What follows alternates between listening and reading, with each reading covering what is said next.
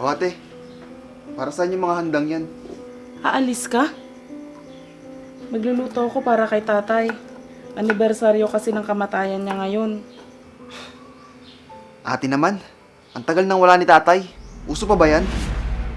Oo naman, bunso. Aalis ka ba? Oo, may lakad kami ng kaibigan ko si Jacob. Hindi ba pwedeng dumito ka na lang muna para samahan mo ang bisitahin ng puntod ni tatay at mag-alay mamaya para sa kanya? Ikaw na lang ate. Nakita mo naman no, paalis na ako. Para minsan lang sa isang taon, bunso. Di mo pa mabigyan ng oras si tatay.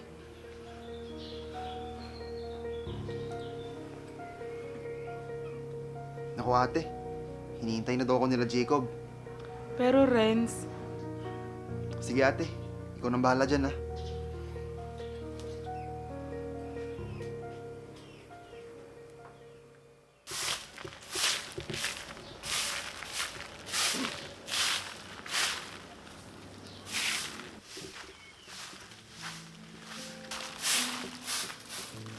Jacob, saan ang punta mo? Ba't may bulaklak at kandila ka? Ay, ito pong mga to. Dadalaw po ako sa puntod ni nanay at tatay. Mabuti ka pa. Kahit wala na sila, naaalala mo pa rin sila. At naglalaan ka ng oras para dumalaw. Oo naman po ate. At kahit kailan, hindi po ako magsasawang dalawin sila. Miss na miss ko na nga po sila eh. Sana kagaya ka rin ni Renz. Siya kasi, parang nakalimutan na niya si tatay. Halos ayaw na niyang dalawin. Naku, hindi po tama yun. Kahit sa alaala man lang, lagi natin silang gunitain bilang tanda ng pagmamahal natin sa kanila. Sana ganyan din mag-isip yung kapatid ko. Sige na, tumuloy ka na. Baka abutan ka pa ng ulan mamaya. Hayaan niyo po ate Gwen.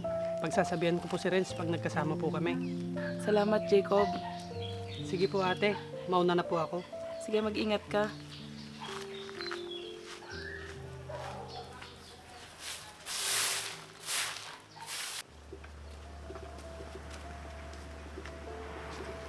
Si Jacob to ah. Saan kaya to galing? Jacob, O Renz, saan ka galing pre? ikaw ang sanggaling. Huwag mong sabihing galing ka na naman sa sementeryo. Tama ka pre. Bakit? Ano namang masama? Anong ginagawa mo dun? Kinakausap ang mga multo? Eh kung sabihin ko sa'yo oo, maniniwala ka ba? Kalokohan lang yan pre. Kaya hindi ako sumasama kay ate kapag inaaya niya ako sa sementeryo. Kahit anong sabihin niyo, patay na sila. Hindi na sila babalik. Kaya kalimutan na lang natin sila. Kung ikaw, kaya mo nung ganun pare, ako hindi. Hindi porkit namatay na ang isang mahal natin sa buhay, kakalimutan na natin sila. Tandaan mo pare, kung wala sila, wala ka rin dito sa mundo. At wala ka kung anong buhay na meron ka ngayon. Tulad ng ate mo, nagsiselebrate pa rin siya kahit wala na sila. Dahil tanging alaala na lang nila ang meron tayo. Patuloy natin silang mahalin dahil hindi nila kinalimutan ang responsibilidad nila nung nabubuhay pa sila. Kahit sa alaala na lang pare, kahit paminsan-minsan lang, alalahanin mo naman sila. Tama ka pare. Pakiramdam ko tuloy. Napakasama akong anak. Konting oras lang naman ang hinihingi nila sa atin.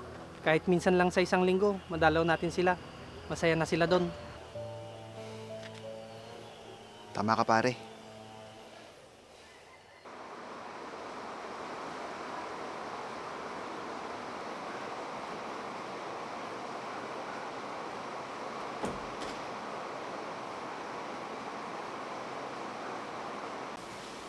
Ate, O bunso, saan ang punta mo? dadalaw ko kay tatay ate. Matagal na rin kasi ako hindi dumadalaw sa sementeryo. Anong nakain ng kapatid ko? At biglang nakaalala. Oo ate, alam ko may pagkakamali ako. Pasensya ka na, pati na rin kay tatay. Hindi ko na siya makalimutan. Buti naman at naisip mo yan. Hindi naman kasi tama na porket iniwan tayo ng mahal natin, kakalimutan na natin sila. Isipin naman natin ang mga sakripisyo at pagmamahal nila sa atin noong nabubuhay pa sila. Kaya kahit sa alaala na lang natin sila mahalin at alalahanin. bilang pagtanaw ng utang na loob at pasasalamat. Tama ka, ate. O siya, hintayin mo ako, magbibihis lang ako. Sabay na tayong dumalo kay tatay. Sige, ate.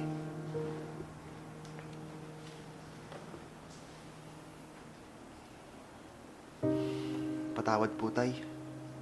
Mahal na mahal ko po kayo.